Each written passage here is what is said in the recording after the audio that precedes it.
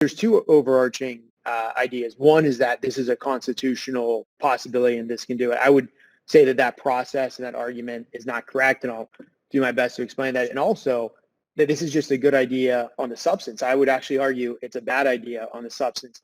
And if you look at it, Article 1, Section 8, Clause 17 specifically says the district will be a 10 square mile federal district. And there's really good reasons for that.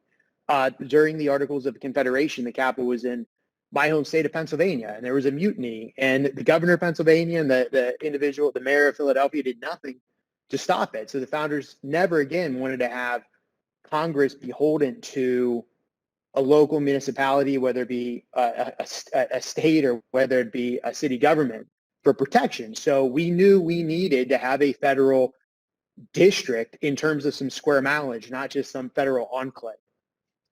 Additionally, there's a lot of good evidence that the framers, even some modern commentators, feel that if we did have a state that housed the capital, that we would create super delegates. And by that, we'd have senators and we would have members of the House that would have just powerful influence. They wouldn't have to go home and travel to their district. They'd be able to stay and just embed in the committee process. They'd be basically super senators and super members. And it's just not our founding fathers that said that. My esteemed colleague from Maryland has said, I could read the quote from my colleague, Jamie Raskin. The representatives from the new state will likely live minutes from their offices, will theoretically devote more time to institutional and committee politics and less to constant travel back and forth across the country, increasing their importance and influence on the Capitol Hill. It's a strange day when my colleague Jamie Raskin and I agree, but he actually wrote this in an article. So again, we also have an issue of taxation. I know we've talked about DC and how they're going to raise revenue. There's only really one way DC would raise revenue, because they can't tax federal property. They would have to have a tax on commuters. So you would have to tax individuals coming in from Virginia, Maryland, West Virginia with a tax for the privilege of working in DC. Or you would have to have excessive tolling, where if you're coming into DC, those roads would be tolled, and that's how you'd raise revenue. Either one of those options is problematic. Let's just look at the latter with tolling. You would, in essence, you would thwart a lot of travel to DC, the ability to petition your government that's called for in the Constitution, because you would just have excessive taxes in commuting or in coming to DC. Where for a commuter tax, you would do the exact opposite of what you're proposing to do. That is, you're taxing people that have no representation in the district. So your solution to the problem that you've contrived is actually to create the same exact problem, only this time it's people from West Virginia, Virginia, Maryland, and elsewhere who would ultimately pay that tax.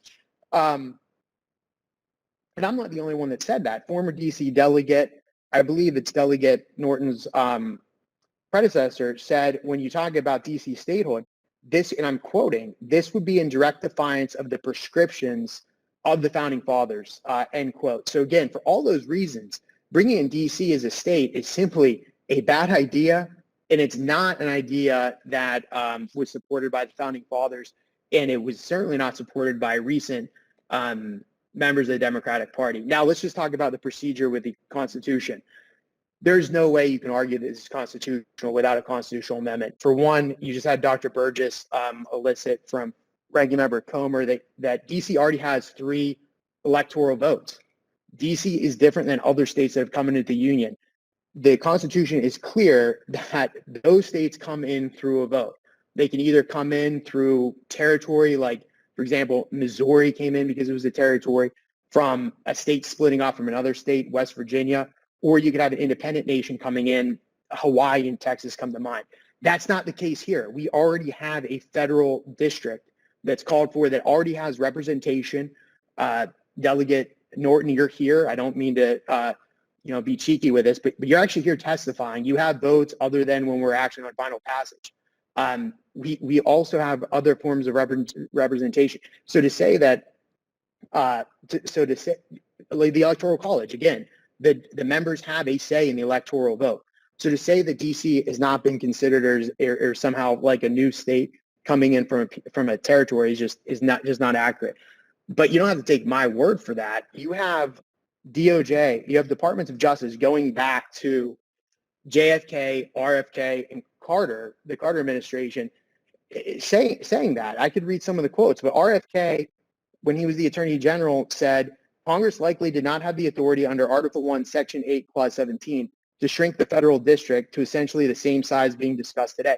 Basically, he was arguing that we shouldn't even had retrocession back when we ceded territory, or DC ceded territory to Virginia. Also, he said, arguments that a federal district constituting the seat of government is a permanent part of our constitutional system is substantially strengthened by the adoption of the 23rd Amendment. And if you go back and you look at it, you can even say that not only is retrocession now, when we're talking about the land controlled by, that was originally Maryland, but the land in Virginia was also arguably unconstitutional. Congress itself passed a bill in, I believe, 1867, saying that was an unconstitutional retrocession. The Senate Judiciary never took it up. And when it was challenged to the Supreme Court, it was kicked out due to lack of standing. So we can argue about this current retrocession, but the last retrocession, time did not actually cure that. So with that being said, those are my arguments, but I want to come to some testimony. Delegate Norton, given the fact that RFK Jr., the Carter administration, even the Obama administration prior, in the early days and prior to Eric Holder, in his opinion, said this was unconstitutional, how do you now justify that you think this is constitutional? Well, I certainly acknowledge that legal opinion has been divided on H.R. 51, and that no court has ever ruled on DC statehood, though we believe the bill is constitutional. Committee has received testimony and statements for the record from legal experts that H.R. 51 is constitutional. I cite to you Viet Den. He is a former Georgetown University professor. He was Assistant Attorney General in the George W. Bush administration, and he said courts would likely decline to adjudicate any constitutional challenge to the act, and in all events would likely hold that the act is constitutional, end quote. The Justice Department would almost certainly defend the statute if there is any constitutional challenge. Okay, so just for the record, though, you then disagree with the Carter administration DOJ. You disagree with the Kennedy DOJ, specifically Attorney General RFK, and in the Carter, the JFK administration, and originally the Obama administration. I mean, just for the record, you disagree with all those DOJ opinions. I think you should depend upon the Biden DOJ in making a decision by this committee. Well, you can certainly depend on them. I will not be depending on the Biden DOJ opinion. Precedent would say otherwise. But let's just talk about no taxation without representation, which is your argument. You talked about the taxes coming in to DC, but given the fact that you would have massive amounts of your territory being federal land that you couldn't tax as a state, how would you raise the revenue that would be necessary just to function as a state? The district, as I speak, is raising so much revenue that it does not have any need for more revenue because so many people are moving into DC. The way we're raising revenue is because, for example, let me just reclaim my time because that's patently false. Actually, are you aware that between February and July of 2020, over 15,000 people actually moved out of the District of Columbia? Are you aware of that?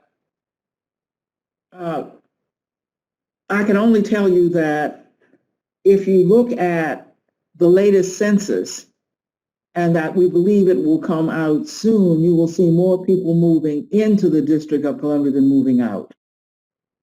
Well, Ms. Norton, you can certainly conjecture that, but I have the facts in front of me.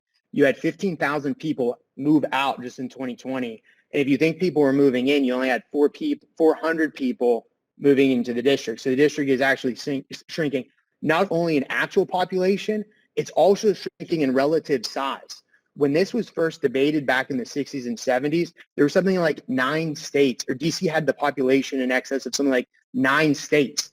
Now, because the district is small in territory and the other states have grown in population, There's only 2 states, I believe, that are actually larger. But to go back to my original argument on the substance, the framers always had this in mind. They always knew that DC would be a metropolis. In fact, when George Washington was laying out the city planning for the city of DC, they used Paris as an example because Paris, of course, was the premier city of the West. That size of Paris at the time was 800,000 people. The framers designed this city to accommodate 800,000 people. Even today, we're not at that number. We only have 700,000 people here. So to say that somehow the framers didn't intend for the city to grow, mature into a metropolis is just factually inaccurate, as well as the assertion that DC is somehow growing in population, just statistically, just improbable. And I want to pull up some tax information. If you'll just indulge me a minute to pull it up, because I want to make sure I have the facts right. But you were talking about how DC contributes so much in the federal government. Are you aware, though, that per capita, DC actually receives the highest amount from the federal government than any other state? Could I correct you, please? Could I correct you on that? The federal government provides only 23%. Remember that figure, 23% of DC government revenue. Nationally, the federal government provides 32% of state government revenue. So the federal government isn't supporting the District of Columbia.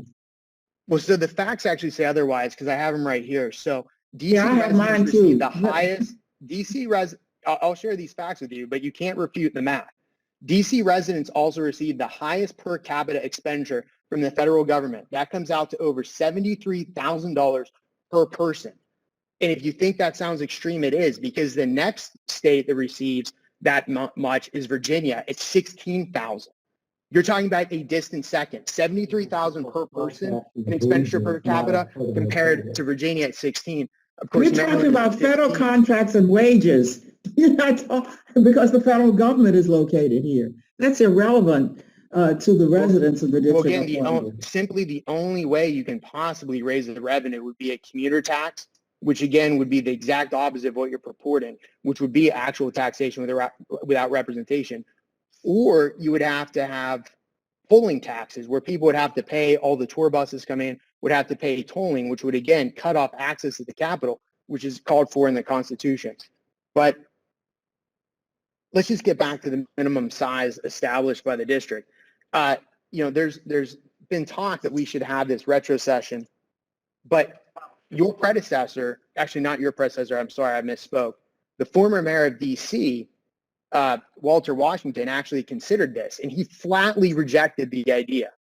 He said that if you did have a retrospection, you had the enclaves that you're purporting to have, where you would basically just carve out a federal campus. And I quote, "I would have problems with statehood in terms of exacting from it some enclaves or little enclaves all around the city. Ultimately, it seems to me that would erode the very fabric of the city itself and the viability of the city." So again, the former mayor of DC wouldn't even go this far. Additionally, your predecessor, Fauntleroy, said that doing this would also be in direct defiance of the prescriptions of the founding fathers. So with that, without Ms. Norton, I'm going to yield to Ranking Member Comer